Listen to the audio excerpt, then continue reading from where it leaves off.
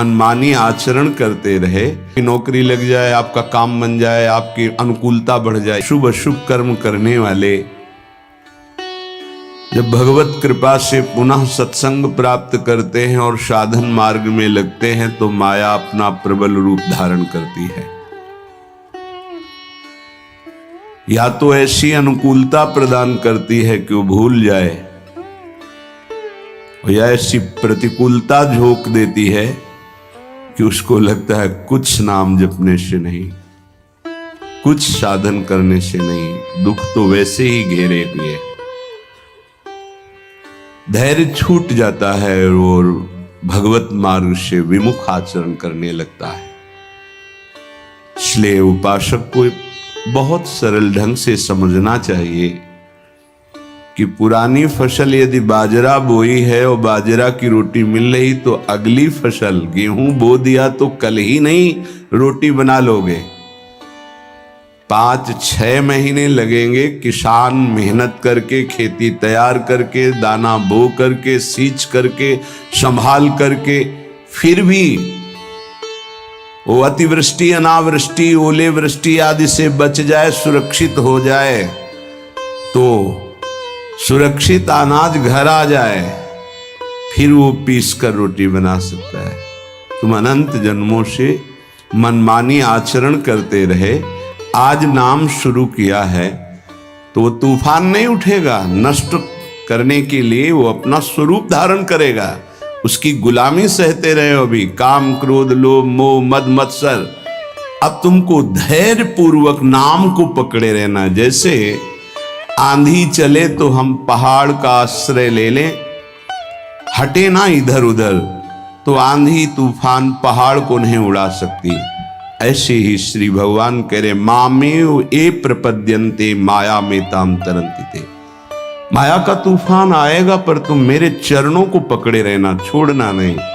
पर ये जिनका मलिन हृदय है ना, वो सोचते हैं 4 दिन नाम जप करेंगे सारे दुख मिट जाएंगे। हाँ, पक्का मिट जाएंगे, जड़ से मिट जाएंगे, पर धैर्य पूर्वक जीवन को आगे बढ़ाओ। भगवत विमुख होने से तुम्हारा मंगल ही अमंगल है, भगवत सन्मुख होने पर मंगल ही मंगल है। थोड़ा धैर्य धारण करो, तुम्हारी ये फसल तैयार हो जाए, फिर देखना आनंदित हो जाओगे। पर ये कुसंग मन का और तन का, ये दोनों परमार्थ में टिकने नहीं देते। जहां ऐसे मित्र जन मिले जो गलत आचरण करने वाले होते हैं, वो पूछते हैं तुमने शराब छोड़ दिया, मांस छोड़ दिया, तुम नाम जप करने लगे, कुछ लाभ हुआ? अरे कुछ नहीं होने वाला, तुम देख लो करके। उसके दिमाग में माया तो आक्रमण किए ही है। तत्काल नकारात्मक भाव आ जाता है कि नहीं नहीं, भगवत मार्ग में कुछ नहीं मिला, ठीक कह रहे हो, तो आओ हमारे संग फिर हो जाओ। फिर वो माया के मलिन आचरणों में उतर जाता है। वो संत द्रोह, भगवत द्रोह उसके हृदय में अपना स्थान बना लेता है। फिर जन्म जन्मांतर, युग युगांतर कब अवसर आएगा भगवत मार्ग में चलने का। इसलिए जिनको सत्संग मिला है, जिनको नाम जपने का सौभाग्य मिला है, उनको बहुत धैर्यवान होना पड़ेगा। इसको ऐसे पकड़ना होगा कि जैसे हम बहुत बीमार हैं और इस औषधि के सिवा हमारा कोई रास्ता नहीं बचने का, अब हमको ये औषधि खानी ही है। जासु नाम भव भेषज हरनि घोर त्रयशूल। तीनों तापों का नाश करने की सामर्थ्य और संसार समुद्र से पार करने की सुदृढ़ नौका, भवरोग की अचूक औषधि नाम है। हमारा भाव बने न बने, भाव बिगड़ जाए, कोई बात नहीं, तुम नाम मत छोड़ना, हमारी प्रार्थना मानना, नहीं तो ये तूफान माया का आपको उड़ा ले जाएगा, परमार्थ में नहीं खड़ा होने देगा। बहुत धैर्य पूर्वक दीर्घ काल तक चला जाता है। धैर्य कहते हैं लाभ मिले ना मिले, हानि मिले, अपमान मिले, सम्मान मिले, हम किसी भी स्थिति में अब नाम नहीं छोड़ सकते।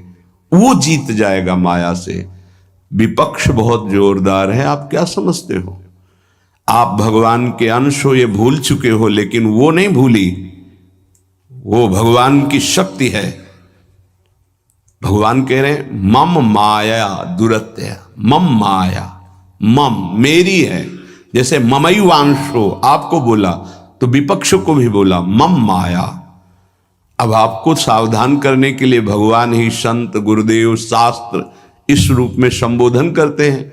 तो अगर आप इनकी बात मान जाओगे तो माया भगवती कृपा करेंगी और अपना प्रभाव समेट लेंगी, और यदि आप इनकी अवहेलना उल्लंघन करोगे तो फिर उनके प्रभाव से बड़े बड़े ज्ञानी परास्त हो गए हैं।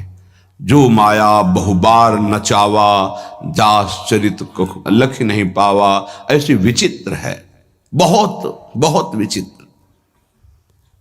जो ज्ञान इनकर चिता परई, बरियाई विमोह बस करई, ऐसी प्रचंड माया है।